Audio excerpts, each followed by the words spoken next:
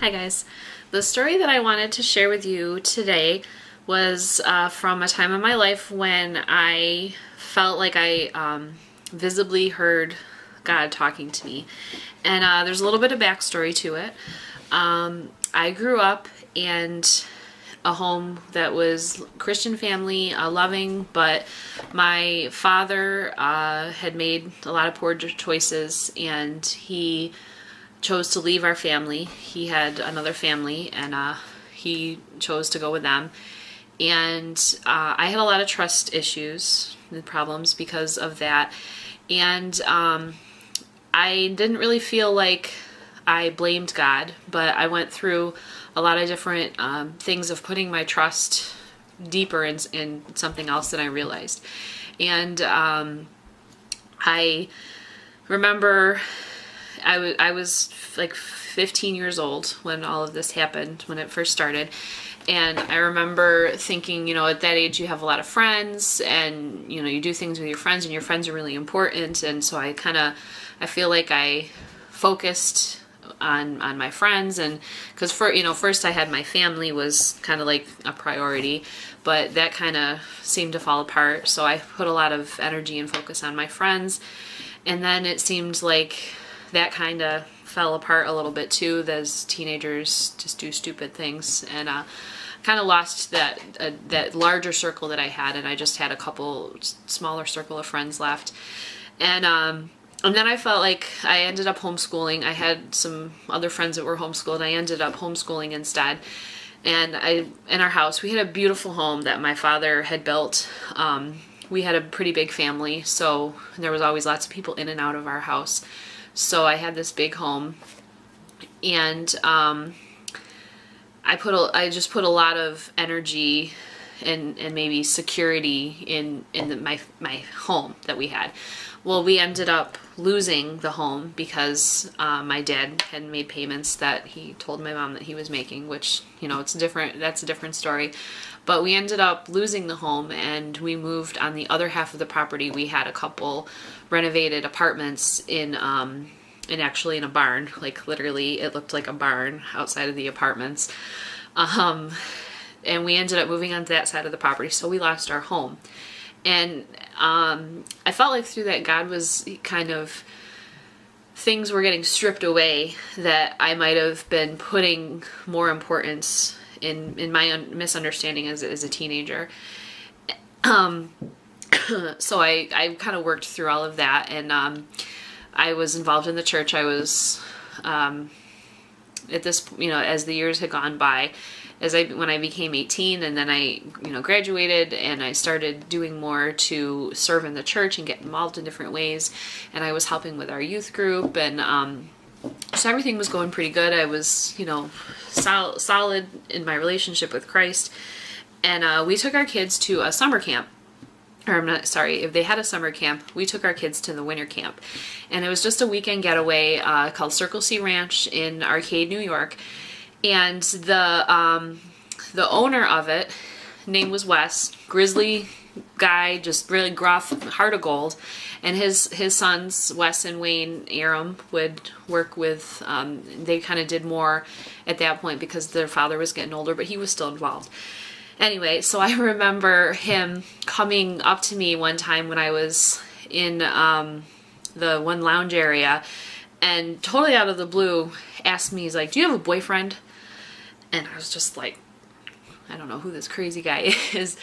But I remember feeling a lot of anxiety when he asked me that. And it wasn't like I could just say, "No, I don't." But I felt a lot of anxiety over that question, which is kind of strange. And God started working in my heart at that point, that I realized that I had really closed myself off from having a dating relationship. That, I just need God. I don't need, that's not for me. And it was more about a trust issue because of what I had seen in my family and different situations, that I wasn't open to being in a relationship because I was afraid. I was afraid of what would happen if it wasn't working out, if for whatever reason. I was afraid of that. So I started praying about that issue and working on that, and I like that was a moment of awareness for me or whatever. So I was working on that. Well, the following year, again, came up to me out of the blue in a different situation. And I don't know if he remembered me. I don't know if this is just something that he would ask all the young girls that were there. But he asked me again if I had a boyfriend. And there was still some anxiety when I told him no. And it wasn't as much as it was before. But then I was like, okay, I guess we're not done in this situation. I guess I need to keep working on this.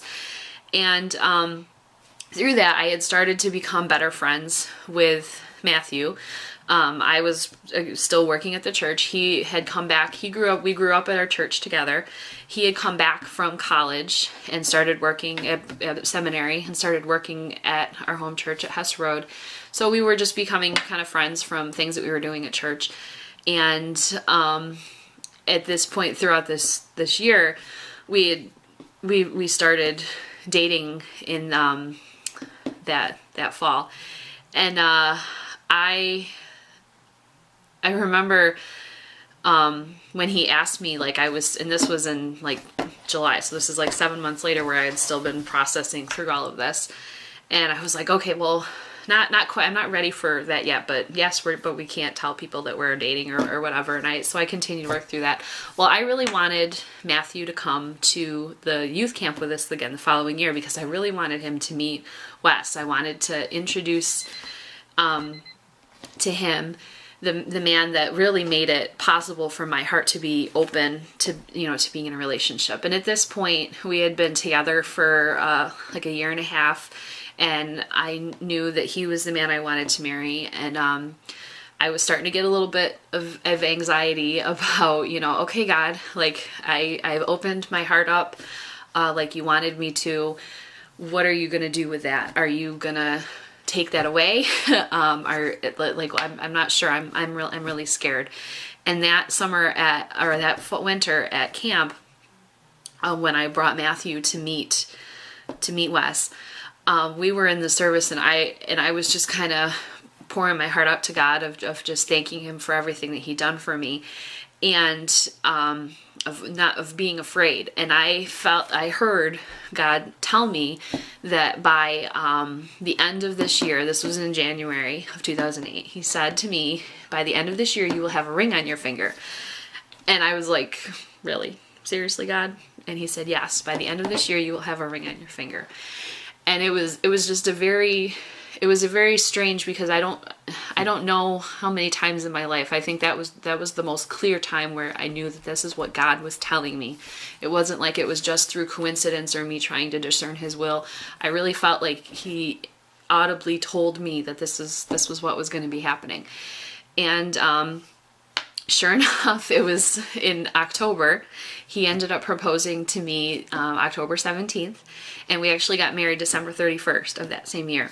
So it wasn't just that I was going to have an engagement ring on my finger. I ended up with a wedding ring on my finger too. But I love to tell that story of just how he worked in my life over a several-year process, and how he's been really good to me. God has been really good to me through when I put my faith in him. So that's what I wanted to share with you. Thank you.